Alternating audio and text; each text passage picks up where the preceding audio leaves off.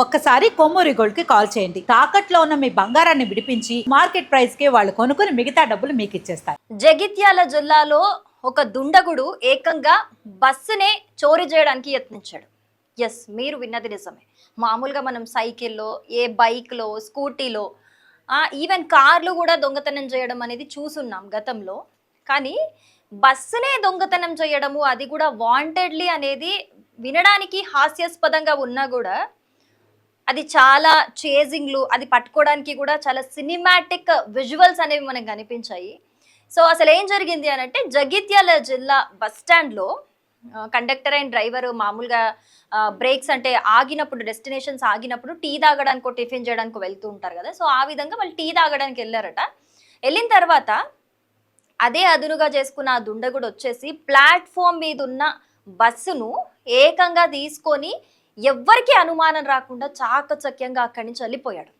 అది వెంటనే గమనించి అలర్ట్ అయిపోయిన డ్రైవర్, కండక్టర్ ఎవరైతే ఉన్నారో వాళ్ళు వెంటనే పోలీసులకు ఇన్ఫర్మేషన్ ఇవ్వడం జరిగింది. సో పోలీసులు జీపీఎస్ ట్రాకర్తోని బస్సు ఎక్కడ ఉంది అని చూస్తుంటే అప్పటికే పారిపోవడానికి ప్రయత్నిస్తున్న ఆ దొంగని వెంబడించారనమాట. సో ఆ విజువల్ ఇక్కడ మనం చూద్దాము. ఎస్, ఇక్కడ 2 పోలీస్ జేబులు ఉన్నాయి, ఇంకొక పోలీస్ వెహికల్, 3 వెహికల్స్ తోని ఇదే బస్ని వెంబడిస్తూ ఉన్నారనమాట. చూడండి, ఇక్కడ మధ్యలో మనం అబ్జర్వ్ చేయొచ్చు, చాలా ర్యాష్ డ్రైవింగ్ చేయడం వల్ల వీళ్ళతో ఎలాగైనా సరే తప్పించుకోవాలి అని చెప్పేసి, వీళ్ళ నుంచి తప్పించుకోవాలని ర్యాష్గా డ్రైవింగ్ చేయడం వల్ల మధ్యలో కొంతమందికి దెబ్బలు కూడా తాకిన సిచ్యువేషన్స్ ఉన్నాయి.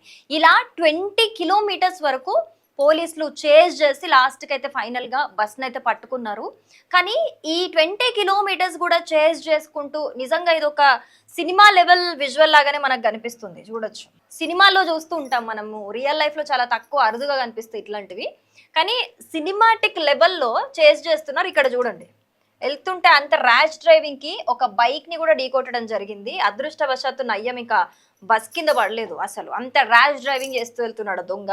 సో ఇక్కడ అబ్జర్వ్ చేయొచ్చు మనం, ఇక్కడ ఆ బైక్ని ఢీకొట్టేసి వెళ్ళిపోయాడు, ఆయనకు కూడా గాయాలయ్యాయి. అలాగే ఈ విధంగానే మధ్యలో ఆ 20 కిలోమీటర్స్ చేజ్ చేసిన గ్యాప్లో చాలా మందికి కూడా దెబ్బలు తగలడం జరిగిందట. వాళ్ళనైతే ఇమీడియట్గా హాస్పిటల్లో అడ్మిట్ చేశారు.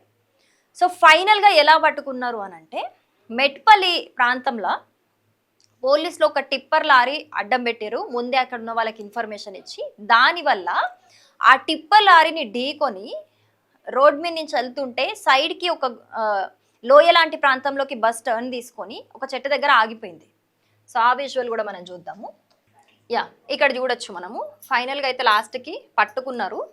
సైడ్లో, రోడ్కి సైడ్లోకి వచ్చేసి ఒక చెట్టు దగ్గర గుద్దుకొని ఆగిపోయింది బస్సు. చూడొచ్చు మనం, 20 కిలోమీటర్లు చేజ్ చేసిన తర్వాత పోలీసులు ఫైనల్గా ఈ విధంగా పట్టుకున్నారు. కల్లూర్ మోడల్ స్కూల్ అని ఉంది బస్కి, అంటే అది కల్లూర్ మోడల్ స్కూల్కి చెందిన బస్ అనమాట. ఆ డెస్టినేషన్కి వెళ్ళాల్సిన బస్ని అయితే దొంగ ఆ విధంగా చేజ్ చేయడం జరిగింది. అసలు సరే, ఏదన్నా సైకిల్నో బైక్నో తీసుకెళ్తే వాళ్ళు దానికి సంబంధించిన వాళ్ళు దగ్గరలో లేరంటే ఓకే, అది బయటపడదేమో అనుకోవచ్చు. ఏకంగా బస్సునే దొంగతనం చేయాలి, ఎవరికి తెలీదు అని ఏ విధంగా ఆలోచించగలుగుతున్నారు అర్థమైతలేదు.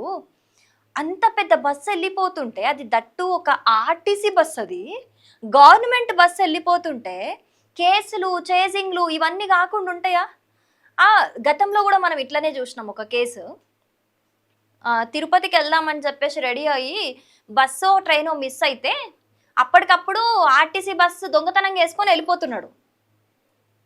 ఎక్కడ దొరికిండు మళ్ళీ మనకి, ఎక్కడ ప్యారడైజ్ ఏరియానో అక్కడ దొరికిండు. అంటే ఏమన్నట్టు, బస్సు వేసుకొని వెళ్ళిపోతే అంటే దొరకరన్నట్ట.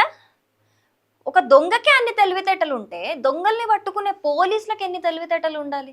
అసలు ఒక బస్సు దొంగతనం చేయడం అనేది వినడానికి చాలా కామెడీగా ఉంది. కానీ ఇంత కామెడీగా ఉన్నా ఇక్కడ చూడండి ఎంతమందికి ప్రాణం మీదకి వచ్చింది. పొరపాటున ఏమన్నా అయి ఉంటే, ఇట్లా చేజింగ్లు జరిగినాయి కదా, క్లియర్గా ఒక బండి అతనికి తగిలింది, ఆయన ఆన్ ది స్పాట్ పడ్డాడు, కొంచెం ఇటు పడ్డాడు, ఆ కొంచెం పడేది బస్సు టైర్ కింద పడితే ఏంటి పరిస్థితి? వెనుక చేజ్ చేస్తూ చాలా ఫాస్ట్గా వస్తున్నాయి వెహికల్స్, పోలీస్ వెహికల్స్, వాళ్ళు కూడా అదే హడావిడిలో చూసుకోకుండా ఆయన కాలుకో చెయ్యకో ఏదైనా జరుగుంటే ఏంటి, ఎవరు రెస్పాన్సిబుల్? అసలు దొంగకి కూడా ఒక తెలివితేటలు అంటూ ఉండాలి కదా. మరీ బస్ని నేను తీసుకెళ్ళిపోతా దొంగతనం చేస్తా అనడం నిజంగా అసలు ఒక ఇమ్మెచ్యూర్ థాట్ అనిపిస్తుంది నాకైతే, అండ్ కామెడీగా కూడా అనిపిస్తుంది. కానీ ఆయన స్వార్థం కోసం ఆ దొంగ ఏదైతే చేసిండో, ఇప్పుడు ఫైనల్ గా అయితే బస్సు దొంగతనం చేస్తే దొరకకుండా ఉంటారా? ఫైనల్ గా అయితే దొరుకుతారు. అదేం చిన్నదేదో ఇంట్లో ఉన్నదేదో కాదు పోనీకి, బైకో అదో ఇదో ఎక్కడో అంగట్లో పెట్టింది కాదు పోనీకి. ఆ బస్సు అది కూడా గవర్నమెంట్ కి సంబంధించిన బస్సు, దొరకకుండా ఎందుకుంటారు? ఖచ్చితంగా దొరికే తీరుతారు. ఈ మాత్రం తెలివి లేకుండా దొంగలు ఎట్లా బిహేవ్ చేస్తున్నారో అర్థమైతలేదు. ఇది చూసి కొంతమంది కామెడీగా రియాక్ట్ అవుతుంటే, కొంతమంది అయితే అసలు ఎటు వెళ్ళిపోతుంది గవర్నమెంట్ అంటే అన్ని పర్యవేక్షణ చేస్తున్నా కూడా కొంతమంది ఇట్లెందుకు తయారవుతున్నారు అని చెప్పి కూడా దీని మీద కొంతమంది రియాక్ట్ అవుతున్నారు. సో ఈ ఓవరాల్ సిచ్యువేషన్ చూసినాక అసలు ఆ దొంగకు అంత ధైర్యం ఎట్లొచ్చిందో అర్థమైతలేదు. దీని మీద మీ ఒపీనియన్ ఏంది అనేది తప్పకుండా అయితే కమెంట్ చేయండి.